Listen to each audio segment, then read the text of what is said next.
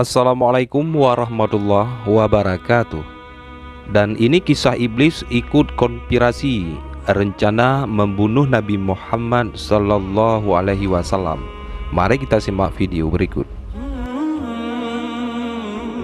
Iblis ternyata ikut konspirasi rencana pembunuhan terhadap Nabi Muhammad Sallallahu Alaihi Wasallam. At-Tabari dalam Tarikh Ar-Rusul wal Al-Muluk mengisahkan orang-orang Quraisy cemas begitu mengetahui Rasulullah Shallallahu Alaihi Wasallam mendapat dukungan suku-suku Arab di Yatsrib atau Madinah. Mereka mengadakan pertemuan untuk membahas masalah tersebut di Darun Nadwah.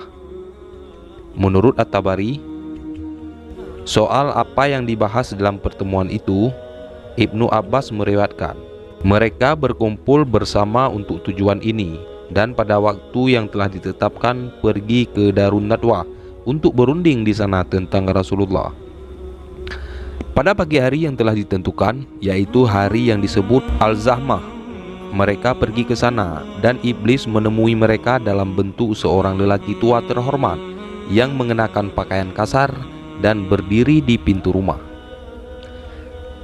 Ketika mereka melihatnya berdiri di pintu, mereka berkata, "Siapakah orang tua ini?" Dia berkata, "Aku adalah seorang lelaki tua dari Najd yang telah mendengar apa yang akan kalian bahas dan telah hadir bersama kalian untuk mendengar apa yang akan kalian katakan. Mungkin kalian tidak akan kurang menilai jika mendengar nasihat yang baik darinya." Mereka menjawab, "Tentu saja, masuklah." Maka dia masuk bersama mereka. At-Tabari merinci semua bangsawan Quraisy dari setiap kabilah telah berkumpul di sana, dari Bani Adsyam, Syaibah dan Utbah, anak-anak Rabi'ah dan Abu Sufyan bin Harb, dari Banu Nafwal bin Abdul Manaf, Tuaimah bin Adi, Jubair bin Mutim. Selain itu ada yang lainnya, beberapa dari Quraisy dan yang lainnya tidak dihitung sebagai Quraisy. Mereka bicara satu kepada yang lainnya. Orang ini, yakni Nabi Muhammad, telah melakukan apa yang telah dia lakukan, dan kalian telah melihatnya sendiri. Kita tidak dapat memastikan bahwa dia tidak akan menyerang kita dengan para pengikutnya yang bukan dari kita. Jadi buatlah keputusan mengenai dia. Ketika mereka mulai berdiskusi, salah satu dari mereka berkata, "Belenggulah dia dengan rantai, penjarakan dia, dan tunggu hingga dia mati sebagaimana kematian menimpa penyair-penyair lainnya dengan cara ini sebelum dia, yaitu Zuhairah, Al-Nabirah, dan lain-lainnya." Orang tua dari Najd iblis itu berkata, "Tidak, demi Allah, tidak. Demi Allah, ini tidak bijaksana.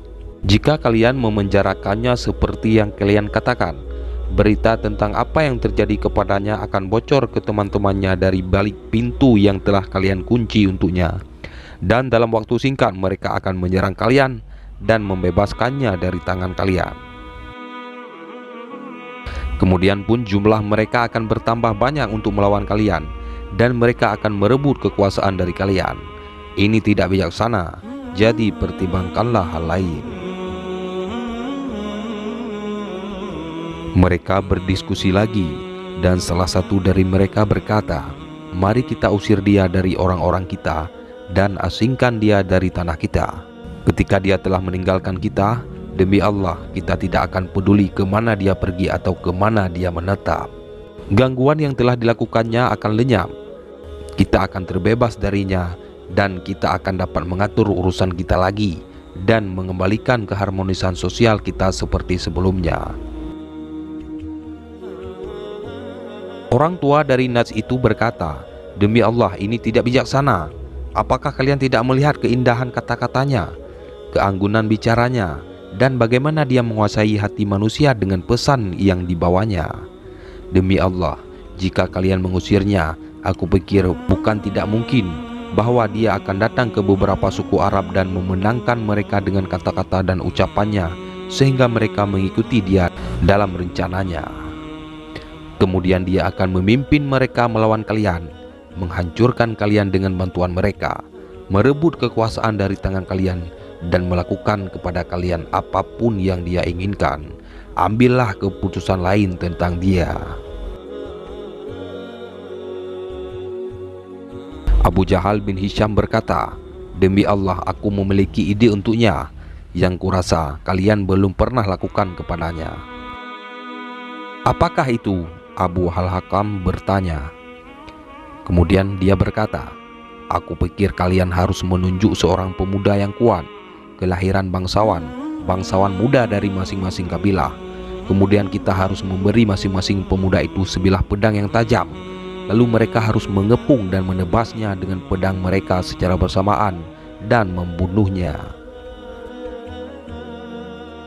Dengan demikian, kita akan terbebaskan darinya, dan jika mereka melakukan ini, tanggung jawab atas menumpahkan darahnya akan dibagi di antara semua kabilah dan Bani Abdul Manaf, yaitu kabilah Nabi Muhammad SAW, tidak akan mampu untuk mengobarkan perang melawan semua, hanya dengan suku mereka sendiri, dan mereka akan cukup puas untuk mengambil diat atau uang darah dari kita, yang mana kita dapat membayarnya kepada mereka." Orang tua dari Najj itu berkata, "Apa yang dikatakan orang ini benar. Ini adalah keputusan yang tepat. Kalian tidak memiliki pilihan yang lainnya." Setelah itu mereka bubar menyetujui usulan ini. Pada hari itu juga kaum Quraisy telah menunjuk dan menentukan 5 orang pemuda kuat yang mewakili 10 kabilah untuk membunuh Nabi Muhammad SAW pada malam hari.